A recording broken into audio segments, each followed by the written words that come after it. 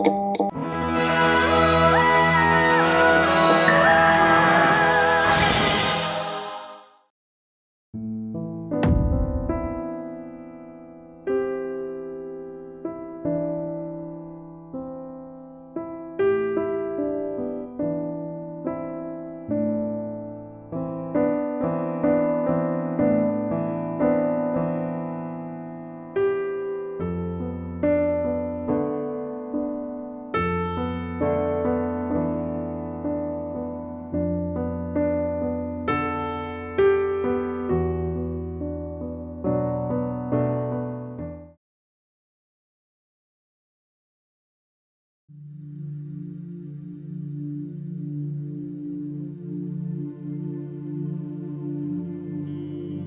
lot of people want intact parts these days because they're looking for specific nodes. A, B nodes, SA. I was like, wow, I didn't even know. Good for them. Yesterday was the first time she said people wanted lungs. And then, like I said, always as many intact livers as possible. People just want livers. Some people want lower extremities too, which that's simple. I mean, that's easy. I don't know what they're doing with it. I guess they want muscle. Yeah, a dime a dozen.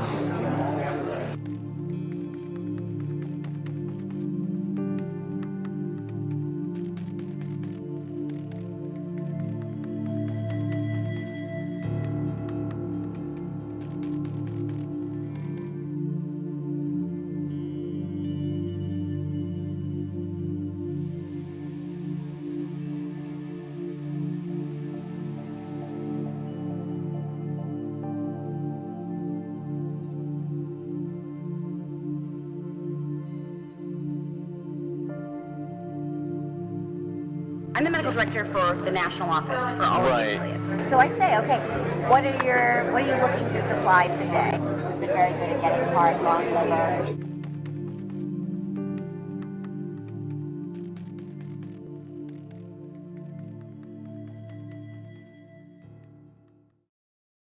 Every provider has had patients who want to donate their tissue, and they absolutely want to accommodate them. They just want to do it in a way that is not perceived as this clinic is selling tissue, this clinic is making money off of this. Okay, so when you are or the affiliate is determining what that is monetary, yes, so that it doesn't raise any question of this is what it's about. This is the main. What price range would you? You know, I'm going to throw a number out. I would say it's probably anywhere from $30 to $100, depending on the facility and what's involved. The $30 to $100 price, that's per specimen that we're talking about, right? Yeah. Yes. The $30 to $100 price, that's per specimen that we're talking about, right? Yeah. Yes. How much of a difference can that actually make if you know what's expected or what we need versus? It makes a huge difference. I'd say a lot of people want liver, and for that reason, most providers will do this case under ultrasound guidance, so they'll know where they're putting their forceps. Then a rate-limiting step of the procedure is calvarium. Calvarium, the head is basically the biggest part. Most of the other stuff can come out intact. Right. It's very rare to have a patient that doesn't have enough dilation to evacuate all the other to bring the body cavity out intact and all that.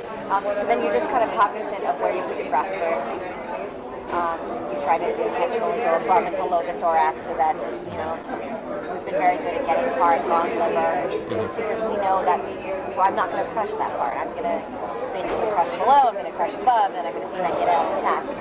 And with the calvarium, in general, some people will actually try to change the presentation so that it's not a vertex, because when it's a vertex presentation, you never have enough dilation at the beginning of the case unless you have a real huge amount of dilation to deliver an intact calvarium. So if you do it starting from the breech presentation, there's dilation that happens as the case goes on, and often you can evacuate an intact calvarium at the end. So I mean, there are certainly steps that can be taken. So they can convert to breech, for example, at the start of the... Exactly. Under ultrasound guidance, they can just change the presentation.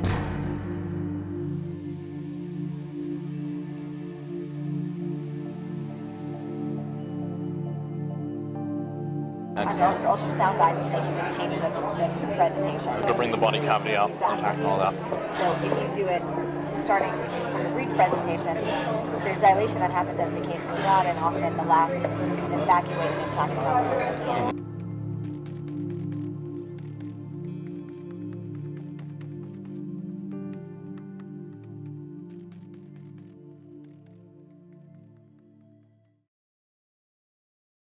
Federal abortion ban is a law, and laws are up to interpretation. So if I say on day one I do not intend to do this, what ultimately happens doesn't matter. So yesterday was a clinic day. So for example, like what did you procure? You know, I asked her at the beginning of the day what she wanted. Yesterday she's been at, a lot of people want intact parts these days because they're looking for specific nodes, AV nodes, SA. I was like, wow, I didn't even know. Good for them. Yesterday was the first time she said people wanted lungs.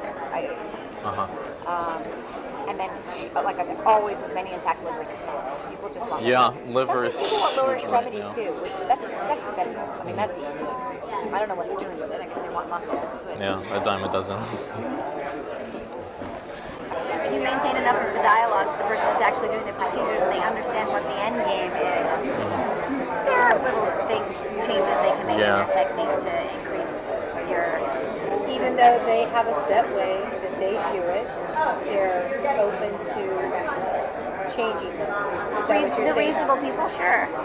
For example, so I had 8 cases yesterday, and I knew exactly what we needed, and I kind of looked at the list, and I said, all right, this 17-weeker has 8 clamps, and this, so I knew which were the cases that were probably more likely to yield what we needed, and I made my decisions according to that too. So it's worth having a huddle at the beginning of the day, and that's what I do.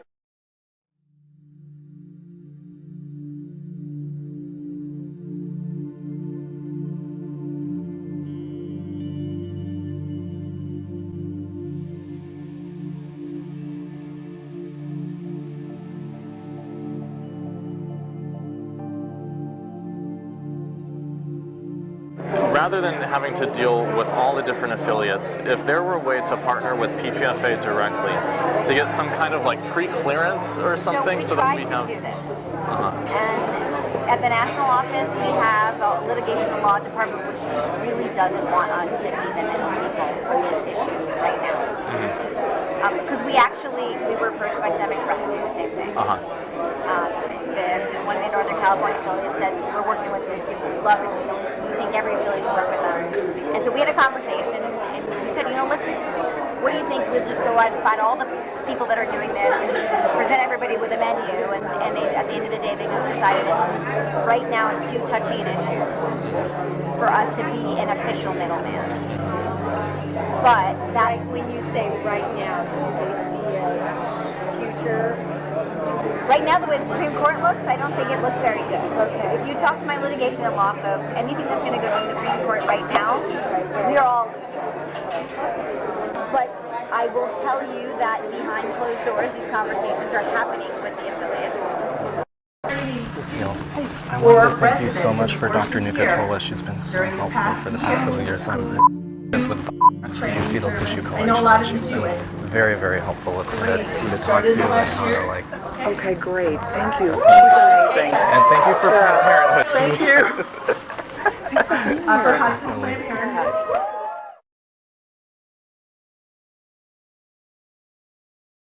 Hello, I'm Cecile Richards, President of Planned Parenthood Federation of America.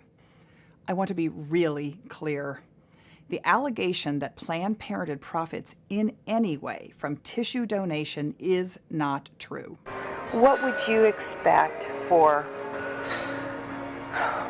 intact tissue? What sort of compensation? What sort of... Well, why don't you start by telling me what you're used to paying?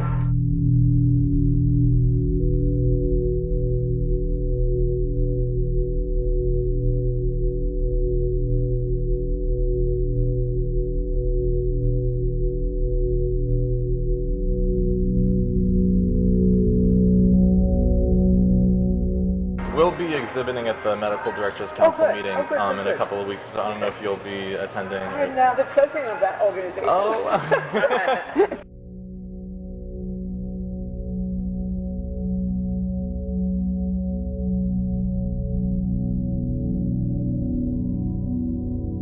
So we had just started the conversation, and Susan was a clinic. They're a startup that they have been about a year in business. They're a for-profit company that's connecting researchers with people willing to donate tissue.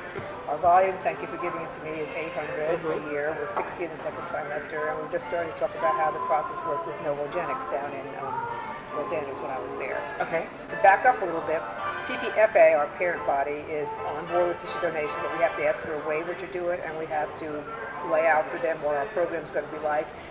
And the mechanics of it was that Heather, Novogenics person, would come to the site, and our staff would sign the patients up and get consent, and then Heather would look at the tissue and take what she required. So it was logistically very easy for us. We didn't have to do anything. So there was compensation for this. We didn't have to do anything. So there was compensation for this, and there was a discussion as I was leaving. They had been paying by the case, and there was some discussion about doing it in a different way, or I don't know what you're used to doing, how are you used to doing compensation.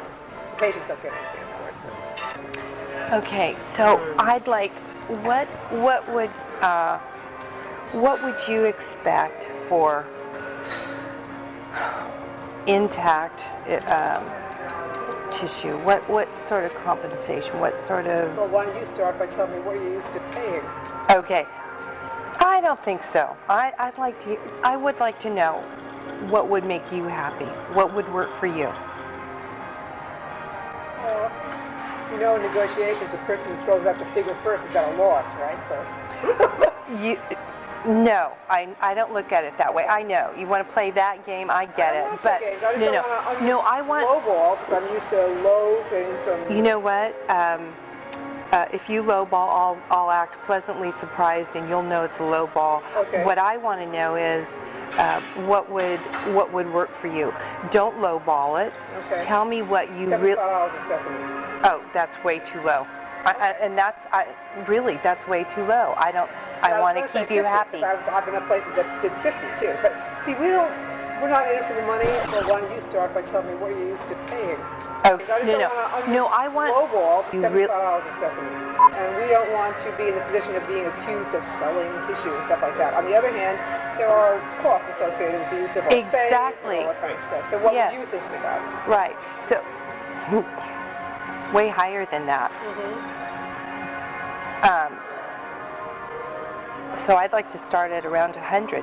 Okay. Now this is for tissue that you actually take, not just the tissue that the person volunteered that you can't find anything. Right? Exactly. Now this is for tissue that you actually take, not just the tissue that the person volunteered that you can't find anything. Right? Exactly. Right. What we can use, what is intact. So that's why I'm saying no, don't lowball. I want you to be happy. Well, it's complicated by the fact that our volume is so low too. I mean, are you looking at 8 and 9 week specimens or only second trimester specimens? 10 to 12 week, end of the first trimester. If those are pretty intact specimens, then that's something we can work with. So that's an interesting concept. Let me explain to you a little bit of a problem, which may not be a big problem. If our usual technique is suction at 10 to 12 weeks, and we switch to using an iPass or something with less suction in order to increase the odds that will come out as an intact specimen, then we're kind of violating the protocol that says to the patient, we're not doing anything different in our care of you. And to me, that's a kind of a specious little argument, and I wouldn't object to asking Ian, who's our surgeon that does the cases, to use an iPass at that gestational age in order to increase the odds that he was going to get an intact specimen.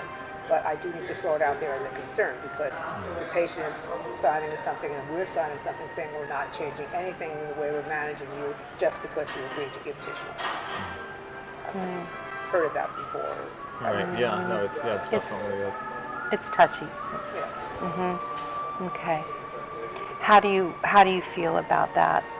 Well, I think they're both totally appropriate techniques. There's no additional pain involved. I don't think the patients would care one iota. So I'm not making a fuss about that. Okay. Now you have my email address, right? Got your email, yeah. Write me a 3 or 4 paragraph proposal, which I will then take to Laurel and others in our organization to see if we want to pursue this. And then if we want to pursue this mutually, I'll mention this to Ian in terms of how he feels about using a less crunchy technique to get more whole specimens. And then if we agree to move forward, the next steps, I need to apply to PPFA for a waiver to permit us to do this. We have to have a contract. Do you have a contract already? We have a, yeah, what we've used in the past is a materials transfer agreement. And that's obviously open to discussion. So that's a prototype. It needs to say exactly what your staff is going to do, exactly what your expectations are, exactly what the compensation is. And are we agreed that $100 would keep you happy? Well, let me agree to find out from other affiliates in California what they're getting. And if they're getting substantially more, then we can discuss it then. Yes. But yeah, the money is not the important thing. No, but it has to be big enough that it's But worthwhile it to is something to talk about. I mean, it's one of the first things that you brought up, right? So, it has to be big enough that it's worthwhile but it to is something to talk about. I mean, it's one of the first things that you brought up, right? So.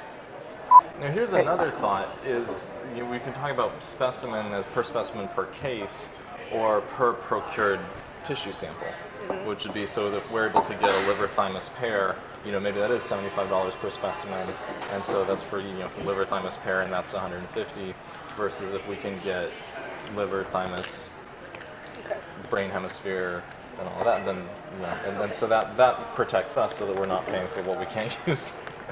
I mean, I think it also maybe illustrates things. It's been years since I talked about compensation, so let me just figure out what others are getting, and if this is in the ballpark, then that's fine. If it's still low, then we can talk about it. I want a Lamborghini. I said I want a Lamborghini. Don't we all, right? Yeah, exactly.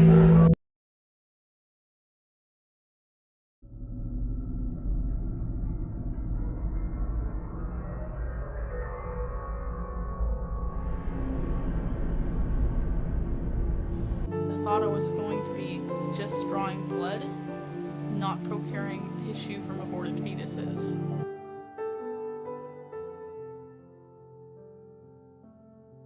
They're part of a Planned Parenthood and they get part of the money. So I say, okay, what are you looking to supply today? You can imagine where they would run with this. Like, you're selling blood,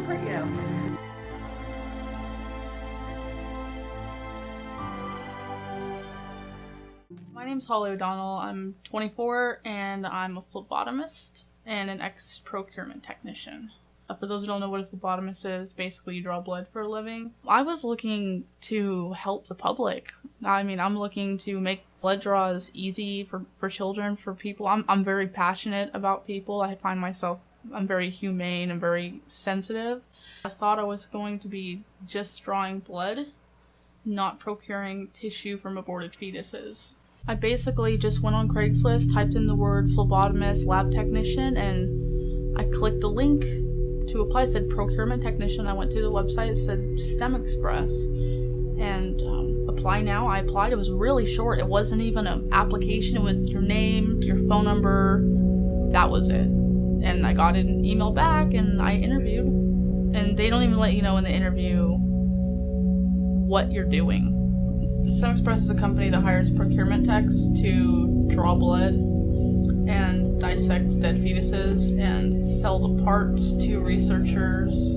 They partner with Planned Parenthood and they get part of the money because we pay them to use their facilities and they get paid from it. They do get some kind of benefit. We were asked to procure certain tissues like brain, liver, thymus, pancreas, heart, lungs, skin, pretty much anything on the fetus.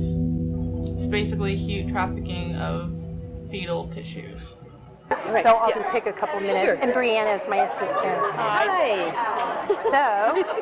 Oh, you're warm. I want to hang on to you. So I was talking to Mary about what I'm trying to offer to clinics as a procurement service, and she said, you know all about this. Oh, we have already a relationship with ABR. Oh, okay. So that the sort of thing you're doing? It's a startup. So there's already a service there. I'm thinking with my business head that.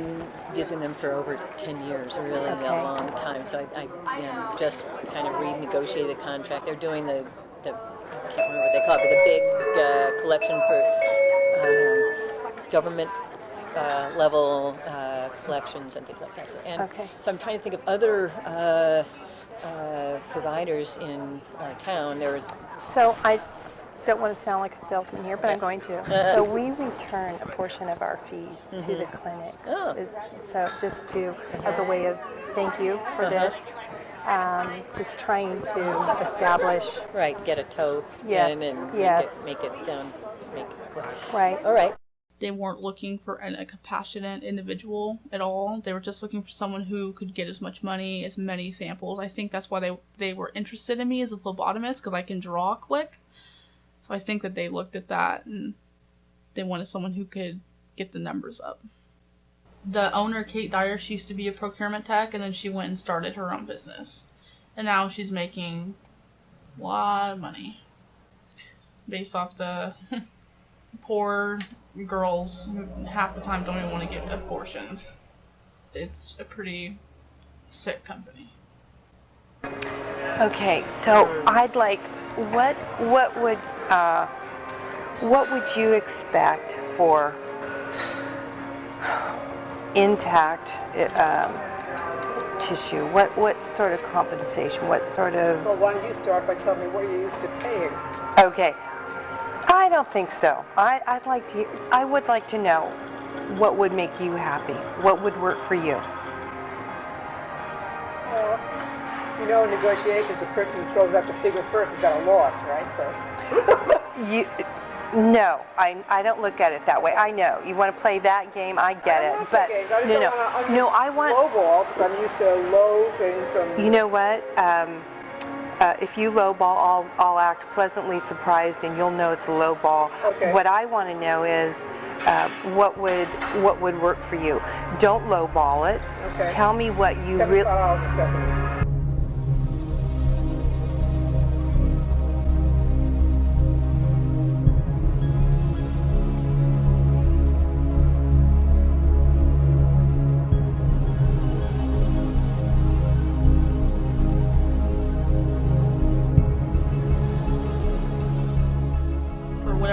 Procure, they would get a certain percentage. The main nurse was always trying to make sure that we got our specimens. No one else really cared, but the main nurse did because she knew that Planned Parenthood was getting compensated. So she wanted to make sure that everything was going great for us, it was going great for them, and for us, and it was going great for them. And are we agreed that $100 would keep you happy? Well, let me agree to find out from other affiliates in California what they're getting. And if they're getting substantially more, then we can discuss it again. Yes. And if this is in the ballpark, then that's fine. If it's still low, then we can talk about it. I want a Lamborghini. I said I want a Lamborghini. Don't we all, right? Yeah, exactly. There was one instance where I know that one of the girls was working at the clinic, and she was anti-abortion, but I'm not sure why she was working there. And she knew that I communicated with the staff, like, I need this specimen so I can get this, and there were times she would always get rid of it before I could. And I would always ask her, I'm like, hey, I just told you I needed that. And she's like, oh, I forgot. And she did it on purpose all the time. And I went to the manager, I'm like, hey, this girl keeps throwing away my specimen. She's like, oh, let me talk to her. And I remember her talking, she's like, we need them here, like, you need to let them have their specimens. But she was pretty adamant about it. She was trying to tell the staff, like, you need to listen to the text, like, you know, Planned Parenthood needs compensation. The harder and the more valuable the tissue, the more money you get. So if you can somehow procure a brain or a heart, you're going to get more money than just, like, chorionic villi or umbilical cord. That's basically what it is. So that, I guess that's an incentive to try and get the hard stuff because they get more money. So I remember my first day, I was at the Concord Clinic, and it was very early in the morning. I was with one of my trainers, and I walk in, I meet the staff, and I look over in the corner, and there's a little light tray with pie dishes on it. I'm like, okay. And then I see someone come in with a bottle of something, and there was blood in it. I'm like, okay. And then they went over to the sink, and they emptied it out in a strainer and put it on the pie dish and lit it up, and I'm like looking like, what's going on? And my trainer comes over and she puts on gloves and she grabs some tweezers and she's picking the parts away from the vaginal tissue. And I've never had anxiety before this at all. So I'm looking and I don't know what's going on. I had no idea this was what was going to be happening, especially my first day. And she has tweezers and she's like, okay, well, this is the head, this is the arm, this is a leg. And then she hands them over. So, oh, here you go. Can you show me some of the parts I just showed you? And I grabbed the tweezers. I'm like, because I didn't want to lose this job. I didn't know. I was already stoked to get it. So I did what she said. And the moment I took the tweezers, I put them in the dish. I remember grabbing a leg and I said, this is the leg. And the moment I picked it up, I could just feel like death and pain. Like I've never felt that before, like shoot up through my body. And I blacked out basically. They got the smelling salt. I woke up in the recovery room and looking around, I was really embarrassed, who faints to their first job. And when nurses looks at me, it's like, oh, you're new, huh? I'm like, yeah, don't worry, it still happens to a bunch of us. I'm like, really? It's like, yeah, some of us don't ever get over it. And I remember leaving that day, like, what have I got myself into?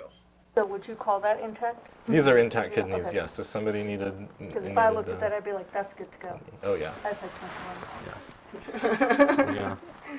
5 stars. Yeah, you could start a neural cell culture from this neural tissue right here. Like, would someone want that? This? Yeah. Any Yeah. of this? Yeah. Oh yeah. Yeah. Someone would definitely. So even at 11 weeks, even though it's really early, because I know that's when we talked about. This is neural tissue that people could take and look, and you see how it's still connected through the spinal cord back there. If you we just send that all together, and they pick it out. You could actually, yeah. Yeah, some people prefer that actually because it keeps it a little more protected. Yeah. That 11.6 was pretty good. There was there was like 3 or 4 samples we could have taken out of the 11.6, so that would be if we were doing like 50 to 75 per specimen, that would be like 200 or 300, right? And we'd be comfortable with that. But like so it's like stuff like this, like we don't want to do like just a flat fee of like 200 and then it's like no, and I think the per item thing works a little better just because we can see how much we can get out of it. It's really just about if anyone were ever to ask them, well, what do you do for this $60? How can you justify that? Or are you basically just doing something completely egregious that you should be doing for free? I think for affiliates, the end of the day, they're a non-profit. They just don't want to. They want to break even, and if they can do a little better than break even and do so in a way that seems reasonable, they're happy to do it. I think this is definitely to be continued. Definitely. It's not a fee. It's not a fee. It's actually just the cost of transmitting this material. There are no financial benefits to the Absolutely clinic. not. Absolutely. And we're happy. Look, we look forward to the facts coming out.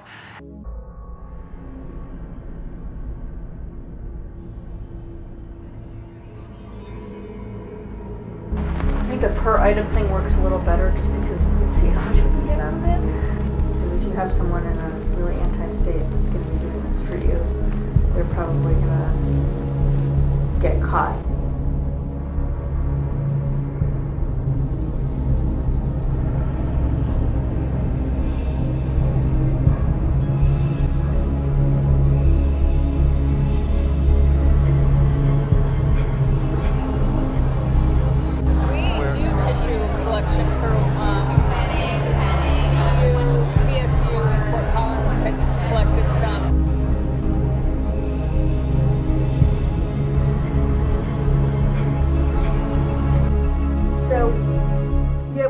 About 20, anywhere between 18 on a light day, but up to 25 patients a day.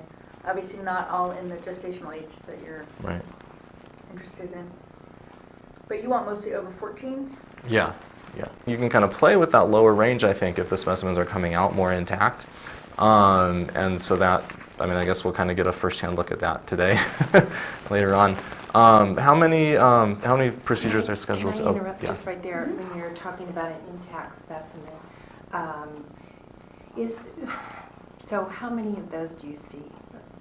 An intact specimen? Within. So what's your volume on an average Tuesday? With just second tries? Mm-hmm. For maybe 5, so anywhere as low as 3 up to 7. Okay. All right, and so intact, can intact, so we do basically D&Es. Intact is probably less than 10%. Less than 10%. Sometimes, you know, if someone delivers before we are able to see them for procedure, then we are intact. But you'll that's never not know. what we go for. Yeah. We try for that to not happen. Okay. Sometimes, you know, if someone delivers before we are able to see them for procedure, then we are intact. So obviously we want product that we can use. Yep. That's I think that's probably the biggest thing, is that we want to avoid paying for material that we're not going to be able to process and use and send to researchers. So if there's, you know, we certainly see a difference between, it makes a big difference to us if there's a case that is, you know, so mangled we can't even get like a shred of, you know, piece of liver out of it, versus something that we can get, you know, we can get liver, thymus, pancreas, and neural tissue. So obviously that second case is a lot more. Sorry, no, I didn't mean so to. compensation could be specific to the specimen. Okay. And I think then we would just, I mean, I think for us, we would need criteria. Yeah, clear criteria. For what makes something usable or not. Okay. Right. And even if you have pictures, because I think some of it is visual, at least at this level. Right. Because we're not looking at things under the microscope to be able to see whether it's visible or not. Right. So this is going to be naked eye determination, and so those kinds of things of what you're looking for. Obviously, you'd get trained.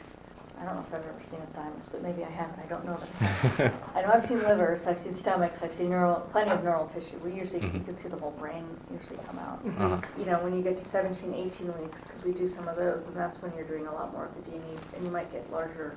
So that's where we'd have to do a little bit of training with the providers on making sure they didn't crush or were able to. So it's a matter of just training, it sounds like, to a provider. I think so. I mean, it's hard to know how their specimens come out right now, because it's not like we've ever been looking. Right, it's not your, we haven't been looking, so it's, we have to kind of see the baseline of how things are getting extracted now, and then see if we could do any work with them to maybe be a little bit more gentle. So I feel like if you're talking to other Planned Parenthoods, we sort of all have to be on the same page, almost to the point where we have to disclose to each other that we're all doing this. So if anyone gets called out or runs with it, that we're all like, oh, I didn't know you were doing this. Oh, I'm doing this too. Oh, you know, we have to be. I think we have to be coordinated with each other. To keep the story straight. Well, and to make sure that we're all saying the same thing, and that the CEOs are all saying the same thing. I think the resistance that I have felt is from people that, yes, they want to do it, but they don't understand that doing it right can be easy, just with getting the attorneys on board, having, I mean, we all know that, for example, compensation. I want to come in and pay you top dollar because I know what you're going to be facing, and I want you to be happy. I want to make sure our suppliers are happy. So compensation, okay, your cost is negligent. So it could look like we're paying you for specimens. So let's talk about it correctly. We all know that, yes, that's what we're doing. Processing and time. And exactly. So yes, I am paying you, but how we're talking about it out there in the public square. Are the other Planned Parenthoods doing this through research, or are they just doing it as a standalone contract? Because even though we're doing it through research, if it comes up that someone else is just doing it as a business sort of venture, it's a different spin on it. So how could you imagine that being handled if that is? We'd have to, that's where, I mean, I'd have to talk to Deb and see who else was involved. and get us all together. I think Deb can probably spearhead something, so to sort of be on the tail end of your conversations where you actually have contracts in place. Oh, are we talking about Deb Nucatola or Deb Vanderhei? Nucatola, because so I feel like she has said before that they decided at national that research was overkill for tissue procurement because it's not really research, it's just collecting tissue, so there's no study. Putting it under the research gives us a little bit of a little overhang sort of over the whole thing. It makes it look better. Yeah. Yeah. I mean, publicly, I think it makes a lot more sense for it to be in the research vein than as a right. It's how we talk about it. Yeah, it's how we talk about it.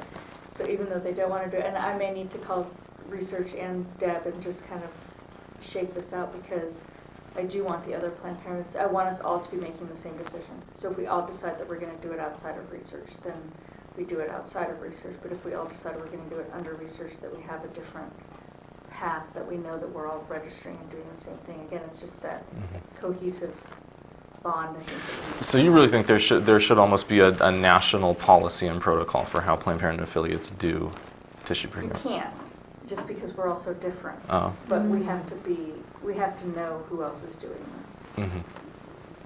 Because if you have someone in a really anti-state that's going to be doing this for you, they're probably going to get caught. How confident are you with your attorneys, the work that you've seen?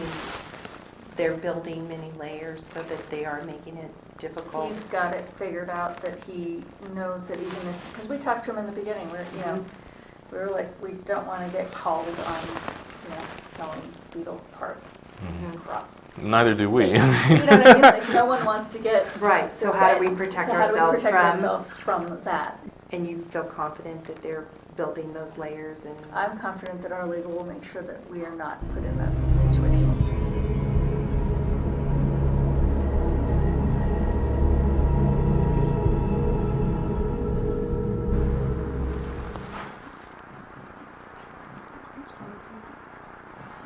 Was that crack? Was that just the little bits of the skull? Sometimes I was missing one leg, a foot.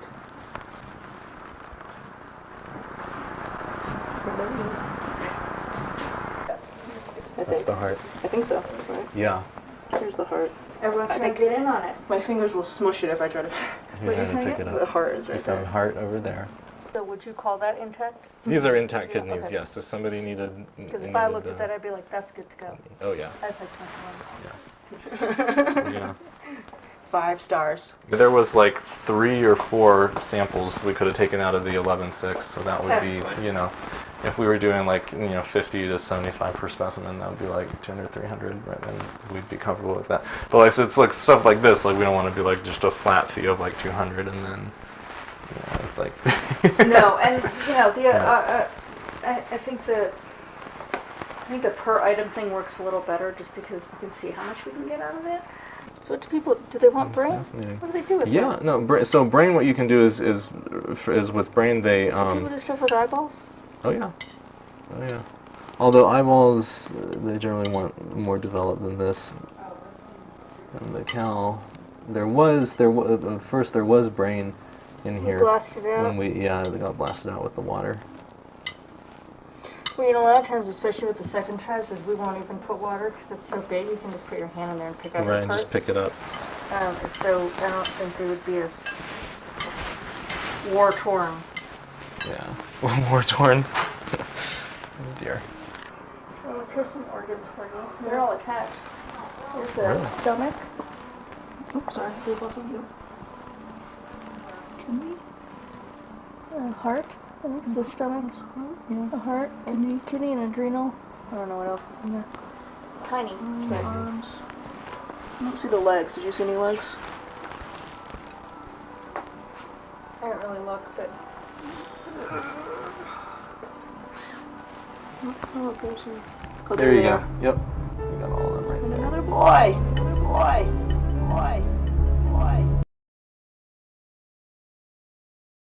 Planned Parenthood makes zero profit on any fetal tissue donations. You are reimbursed for what costs? Simply costs of preservation, transfer,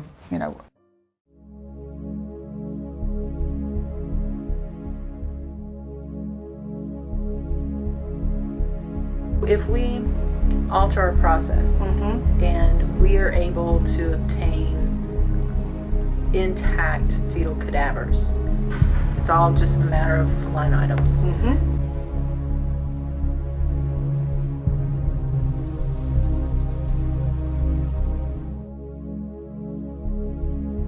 That would be $100 per specimen. 50 specimens per day would be $5,000 per day that Planned Parenthood was collecting from fetal tissue. Extrapolate that, $120,000 per month. That is certainly not recouping cost. In terms of areas that I can contribute to the organization, both locally and nationally, is diversification of revenue streams.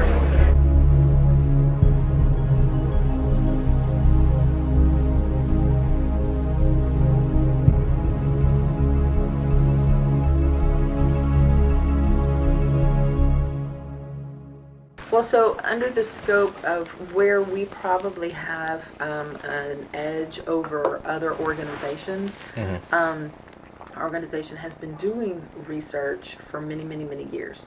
And we've had studies in which the company, or in the case of the investigator, has a specific need for a certain portion of the products of conception, and we bake that into our contract and our protocol that we follow this. So we deviate from our standard in order to do that. Telling you this so then we can get creative about when and where and under what conditions can we interject something that is specific to the tissue procurement needs. Yeah. Sorry, that goes to my perfect for my next. Can you get creative? Can you alter if we say we need a liver? No, or not just liver, thymus, but let's say neural tissue is Neural very tissue difficult because could you adjust the procedure if you knew they need high volume of this? Could you match that and 18 to 22 week neural specimens, in so both hemispheres intact. Yes. You could do that. Yeah, I think we can. I mean, some of it is really outside. Some of it will be happenstance because sometimes as the procedure is happening, the procedure itself for the removal is generally standardized, and I'm saying generally loosely, generally standardized. And so just depending on the patient's anatomy, how many weeks, where it's placed in the uterus, we're going to potentially be able to have some that will be more or less intact, and then some that will not be. Right. So, but it's something that we can look at exploring how we can make that happen, so we have a higher chance. It'll probably also require a little bit of input from the doctors, because the doctors are the ones asking, directly doing that, and when it matters, in the cases of when it's mattered, and the physicians also need an intact specimen, they can make it happen. So we just need to figure out how that we can do this, under our project needs. How many providers practice in the second trimester? Oh gosh, that's a good question. Everybody that is here does. And really, specifically, the later than 16-week cases, I guess. I want to say that we have 6. 6 providers that go beyond 16 weeks. Oh, wow. And that's something we'll have to discuss, with the docs and see how they can do it. Because some of our doctors in the past have projects, and they're collecting the specimens, so they do it in a way that they get the best specimens. So I know it can happen. The doctors were also doing research. Oh, wow. Yeah. So, okay, very good. I'm more on the business end of it, and know that just going with the history of what's happened and wanting to not have that happen again. So for specific specimens, the compensation would be higher because we know you're going to run into problems. There's going to be more. How do we frame that so that we're not saying we're giving a higher... Yeah, we can work it out in the context of obviously the procedure itself is more complicated, so that anything that we integrate into that procedure without having you cover the procedural cost is going to be higher, right? So right.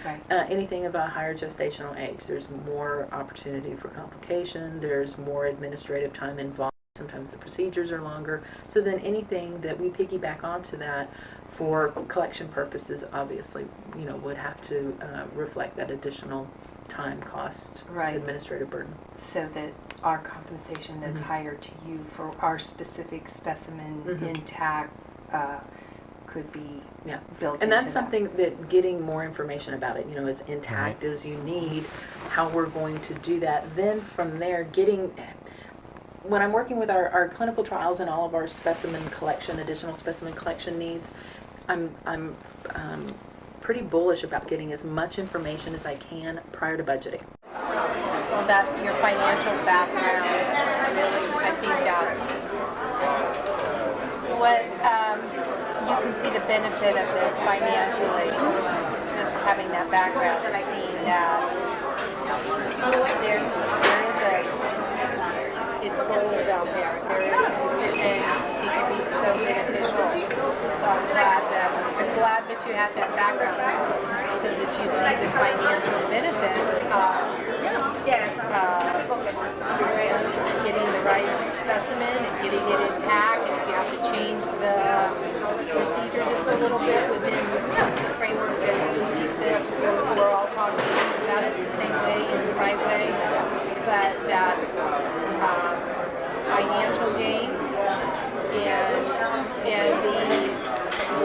to your staff just knowing this is the end.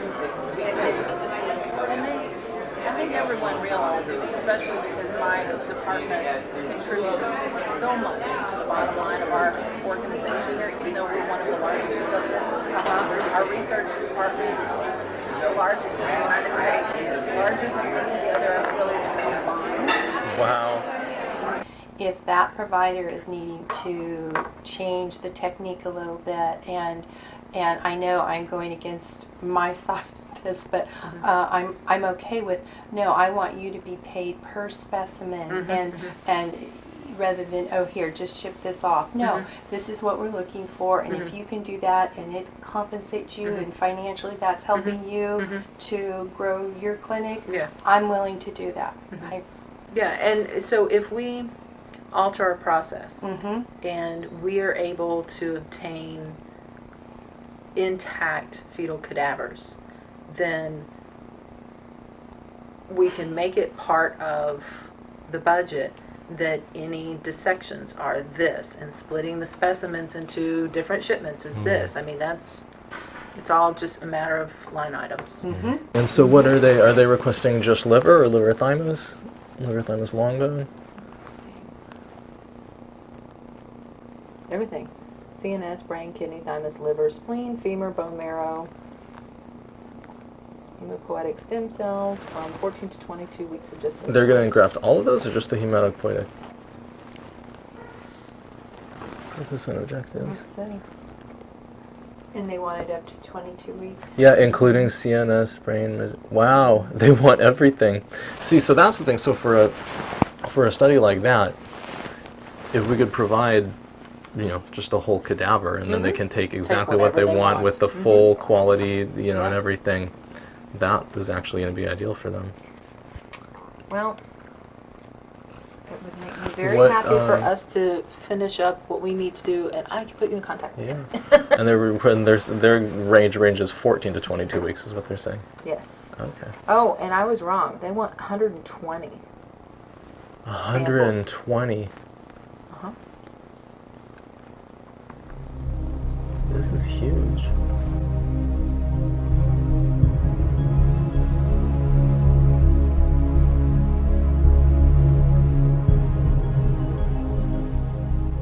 Are there any fresh specimens from today that we can still look at, or?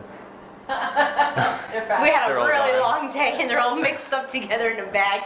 Yet if I would have known 10 minutes ago, I would have saved something. You know what, if we could just, that doesn't, I mean, it's not like we need something today, but if we could get a visual today of it, that would be a good thing. Is that possible?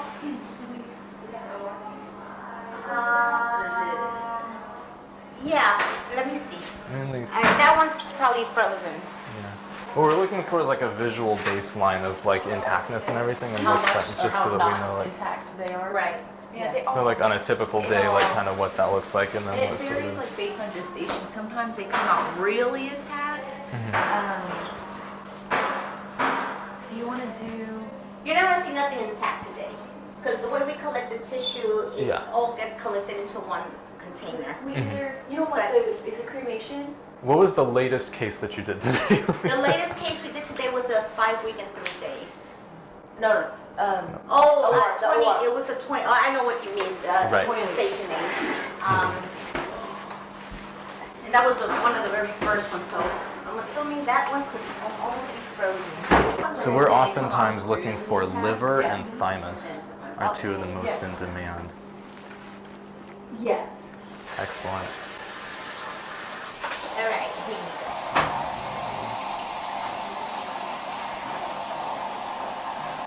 So now this. Sean, can you help me out?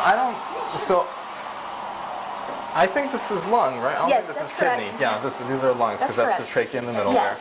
These are. So the intestines right here. Right here. See? Yeah. This comes out, like I said, the organs come out really, really well. Right. All the intestines. Right. Pretty much almost like And this is a intact. big placenta right here. Yes. Do you ever see thymus?